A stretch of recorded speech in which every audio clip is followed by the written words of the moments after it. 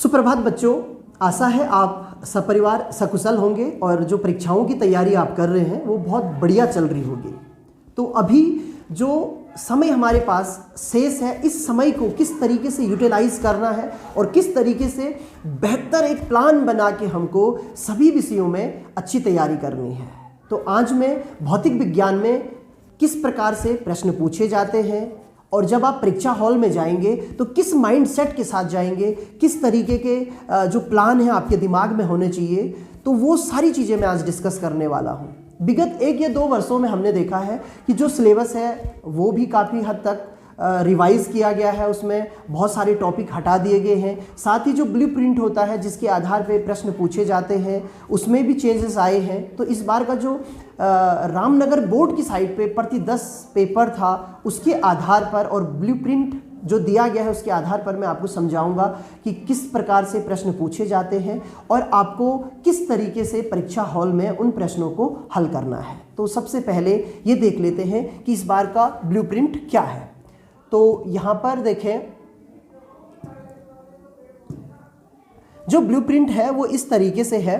सबसे पहले यहाँ पे देखिए, आपके जो प्रश्नों के प्रकार हैं वो 5 प्रकार से हैं। यहाँ पे सबसे पहले बहुविकल्पीय प्रश्न पूछे जाएंगे। जो बहुविकल्पीय प्रश्न होंगे इनकी संख्या 10 होगी और प्रत्येक के लिए 1 अंक होगा, तो टोटल 10 अंक होंगे। इसी तरीके से निश्चित उत्तरीय या अति लघु उत्तरीय प्रश्न ही हम इनको कहेंगे, 1 नंबर के प्रश्न होंगे, ये 4 पूछे जाएंगे और इनके अंक भी 4 होंगे। तो कुल मिलाकर 1 अंक के प्रश्न 14 पूछे जाएंगे, जिनमें 10 प्रश्न बहुविकल्पीय टाइप है। इस पे मैं फिर से डिस्कस करूंगा क्योंकि इसमें इस बार थोड़ा सा परिवर्तन हुआ है। जो ये 10 प्रश्न हैं इनको भी 2 भागों में डिवाइड किया गया है। ये प्रश्न तो 1 होगा लेकिन इसके खंड होंगे, हो सकता है ओ बो सो इस तरीके से दे दे या क ख ग करके दे दे या 1 2 3 4 करके ही दे दे, लेकिन 1 प्रश्न होगा उसके 10 भाग होंगे।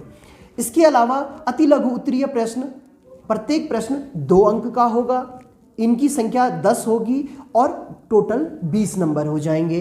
इस तरीके से लघु उत्तरीय प्रश्न 3 अंक का होंगे, 8 प्रश्न पूछे जाएंगे और टोटल जो नंबर होंगे वो 24 हो जाएंगे।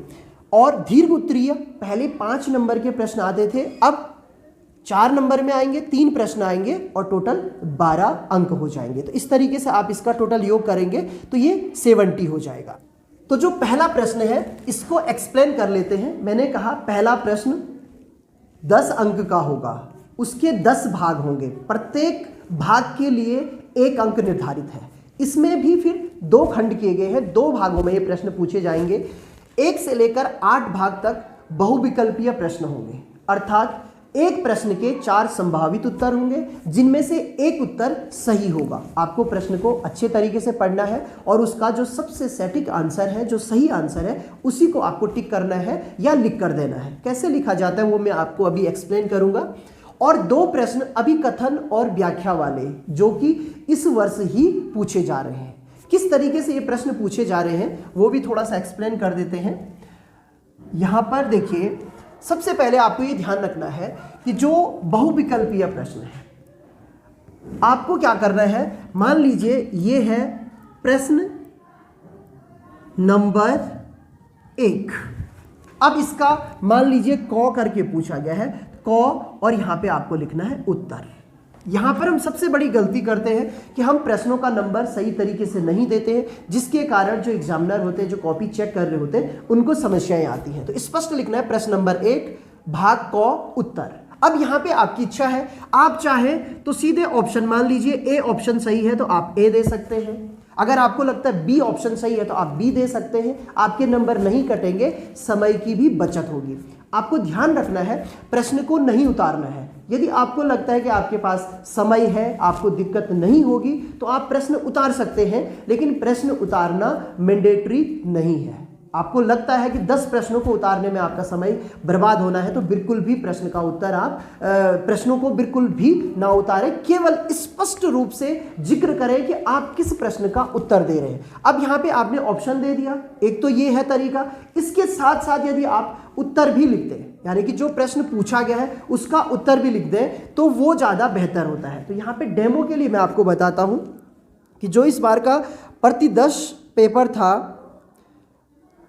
उसमें प्रश्न जैसे पूछा गया, एक एग्जाम्पल ले रहा हूं मैं, ऐसे मैंने कुछ रखा नहीं है। यहाँ पे पूछा गया है निम्नलिखित में से कौन सी विद्युत चुंबकीय तरंग नहीं है। बहुत सारी तरंगों के नाम दिए हैं और उनमें पूछा गया है कि कौन सी विद्युत चुंबकीय तरंग नहीं है। तो आप यहाँ पे जैसे दिया है बीटा किरणें दे रखा है, ये विद्युत चुंबकीय तरंग नहीं है। तो यहाँ पे आप ऑप्शन ए लिख सकते हैं और साथ में लिख सकते हैं बीटा किरणें। तो इस तरीके से आपका सही आंसर हो जाएगा, आपको 1 नंबर मिल जाएगा।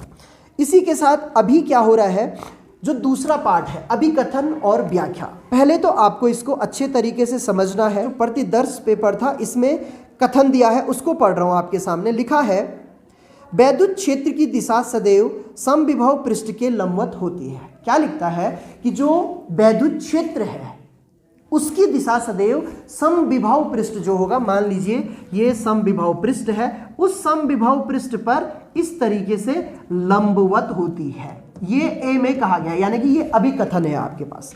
और जो आर दिया है, जो उसकी व्याख्या दिया है, लिखा है समविभव पृष्ठ पर किसी बिंदु को एक स्थान से दूसरे स्थान तक ले जाने में किया गया कार्य शून्य होता है। क्या कह रहा है कि जो ये समविभव पृष्ठ है इसमें कोई आवेश Q है, उसको एक स्थान से दूसरे स्थान तक, मान लीजिए ये A स्थान है और ये B स्थान है, यहां से लेकर यहां तक हम इसको ले गए, इसमें किया गया कार्य क्या होता है, शून्य होता है। अब यहां पे 4 ऑप्शन क्या क्या है देखिए। पहले लिखा है कि A और R सत्य है और R उसकी व्याख्या करता है, तो आपका A ऑप्शन होगा। दूसरा लिखा है कि A सत्य है, R भी सत्य है, लेकिन R उसकी व्याख्या नहीं करता है। केयरफुली समझना है, A भी सही है, R भी सही है, लेकिन वो उसकी व्याख्या, A की व्याख्या नहीं करता है, कथन की व्याख्या नहीं करता है। यही इंपॉर्टेंट है, इसी पे मैं ज्यादा जोर दे रहा हूं क्योंकि ये इस टाइम पे नया इंप्लीमेंट हुआ है प्रश्न पत्र में। तो बी ऑप्शन हो गया। फिर लिखेगा ए भी सही है, आर भी सही है, इनका कोई कनेक्शन नहीं है आपस में, तो सी ऑप्शन हो गया। और चौथा कहेगा कि दोनों ही सही नहीं है। तो यहां पे क्या स्थिति है, यहां पे ये लंबवत है, बिल्कुल सही कथन है। समविभव पृष्ठ में कोई भी कार्य नहीं किया जाता है एक स्थान से दूसरे स्थान तक किसी चार्ज को ले जाना, ये भी सही है, लेकिन ये इसकी सही व्याख्या नहीं कर रहा है। तो यहां पे ऑप्शन हमारा बी हो जाएगा। ए सही है, आर सही है, लेकिन आर ए की सही व्याख्या नहीं करता है। तो इस तरीके से आपको ये वाला पोर्शन करना है। तो आगे बढ़ते हैं। आगे क्या है यहाँ पे देखिए, कुछ छात्र जब तैयारी कर रहे होते हैं तो वो इन वैल्यूज़ को रट लेते हैं और बहुत ज़्यादा समय इस पे बर्बाद करते हैं कि प्रकाश की चाल क्या है, इलेक्ट्रॉन का द्रव्यमान कितना है, या जो एवोगैड्रो नंबर है वो क्या है, प्लांक कांस्टेंट कितना है। बहुत सारे इस तरीके की वैल्यूज़ होती हैं जिनको वो याद मतलब रटने पे लगे रहते हैं। हालांकि हमें याद होनी चाहिए, मैं ये नहीं कहूँगा कि हमें याद नहीं होनी चाहिए, याद होनी चाहिए, लेकिन अगर आपको याद नहीं है तो अंतिम वक्त में इस पे समय आपको बर्बाद नहीं करना है। होता यह है कि जो न्यूमेरिकल क्वेश्चन होते हैं, जितने भी उस पेपर में न्यूमेरिकल क्वेश्चन होंगे, उनसे संबंधित जो भी ये कांस्टेंट होंगे उनकी वैल्यूज आपको ऑलरेडी पेपर में गिवन रहती है, दी जाती है। तो किस तरीके से दी, स्टार्टिंग में ये दी जाती है, जैसे यहाँ पे मैंने एग्जांपल के तौर पे लिया है, और भी वैल्यूज हो सकती हैं।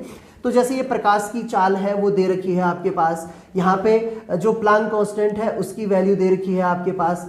इसके अलावा जो हमारे पास इलेक्ट्रॉन है उसका आवेश कितना होता है ये दे रखा है, 10⁻⁻19 है। इस तरीके से जो चुंबकशीलता होती है उसकी वैल्यू दे रखी है, बोल्ट्जमान नियतांक की वैल्यू दे रखी है। तो ये वैल्यूज दी जाती हैं। तो यहाँ पे आपको बहुत ज़्यादा समय अपना बर्बाद नहीं करना है, बल्कि ये वैल्यूज दी जाएंगी, इनको आप यहाँ से यूज कर सकते हैं।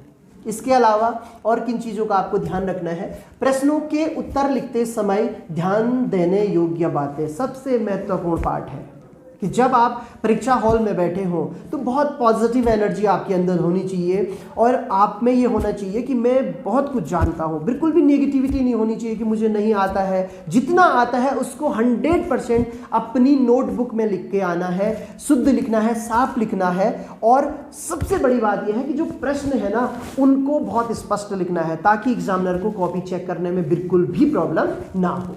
तो सभी प्रश्नों को ध्यानपूर्वक पढ़ें। कई बार हम जल्दबाजी में पढ़ते हैं, हमें प्रश्न आ रहा होता है लेकिन हम गलत कर देते हैं, तो ये बिल्कुल भी नहीं करना है। अंकों के आधार पर शब्द सीमा का अवश्य ध्यान रखें, ये बहुत बड़ा ड्रॉबैक है। छात्र क्या करते हैं कि उनको लगता है 1 नंबर का प्रश्न है और बहुत बढ़िया उनको आता है, वो उसमें 1 पेज भर देते हैं। 2 नंबर का प्रश्न उसमें 2-3 पेज भर देते, बिल्कुल भी नहीं। आपको शब्द सीमा का ध्यान रखना है और हमेशा नपे तुले शब्दों में, मतलब ऐसा लिखना है कि आपके अंक भी ना कटे और आप पूरी बात भी लिख सकें। तो जैसे 1 नंबर का प्रश्न है तो ज़्यादा से ज़्यादा 1-2 लाइनें आपको लिखनी है। 2 नंबर का प्रश्न है, अगर उसमें रेखा चित्र भी बनाना है तो थोड़ा सा 25-30 शब्द उसमें हो जाएंगे या 3-4 लाइनें उसमें हो जाएंगे, एक छोटा सा आपका डायग्राम आ जाएगा। तो इस तरीके से आपको कम कम लिख के और पूरी बात लिख के उतने में ही उसको ख़त्म करना है। ये नहीं देखना है कि मुझे बहुत ज़्यादा नॉलेज है और मैं सबका सारा का सारा यहाँ लिख दूँ, तो ये गलत है। आगे है रेखा चित्रों का प्रयोग किया जाए। भौतिक विज्ञान की अगर जान है कुछ तो वो है रेखा चित्र। सारे के सारे जो डेरिवेशन है, जितने भी व्यंजकों की प्राप्ति होती है वो हमेशा रेखा चित्रों के माध्यम से की जाती है। जो भी चीज़ आप बताना चाहें मैक्सिमम तौर पर जो है आपको क्या प्रयोग करने हैं, रेखा चित्र प्रयोग करने हैं। गणितीय सूत्रों का प्रयोग करते हुए ज़्यादा कटिंग न की जाए। कुछ बच्चे क्या करते हो, कट, जैसे मान लीजिए कि कहीं पे आपका 2/2 हो रहा है और आप उसको काट रहे हैं, तो कुछ बच्चे उसको बहुत ज़्यादा काट देते हैं या पूरा ही काट देते हैं। तो ये गलती नहीं करनी। एक कट लगा दिया तो ठीक है, नहीं भी लगाया तो चलेगा। इसके अलावा छोटे छोटे कैलकुलेशन फिजिक्स में करने की आवश्यकता नहीं है। अगर आप सीधे 1-2 स्टेप जो है स्किप भी कर सकते हैं तो कर लें। तो यहाँ पे आपको ध्यान रखना है कि जो गणितीय सूत्र हैं या जहाँ पे आप गणना कर रहे हैं वहाँ पे आपको कटिंग नहीं करनी है ज़्यादा, उससे कॉपी खराब भी होती है, कई बार पेज भी फट जाता है और दिखने में भी बहुत अच्छा नहीं लगता है। इतना समय किसी के पास नहीं है, आपको एक कट करना है। एग्जामिनर समझ जाते हैं कि ज़्यादा छात्र ने ये काट दिया है। इसके अलावा प्रश्नों को न लिखा जाए परंतु प्रश्न संख्या स्पष्ट रूप से लिखी जाए। इस पर विशेष ध्यान दें। मैंने अक्सर देखा है कि जब भी मैं कॉपी चेक करता हूँ तो पता ही नहीं चलता है किस प्रश्न का उत्तर लिखा गया है। तो वहाँ पे क्या होता है, पूरी सीरीज होती है।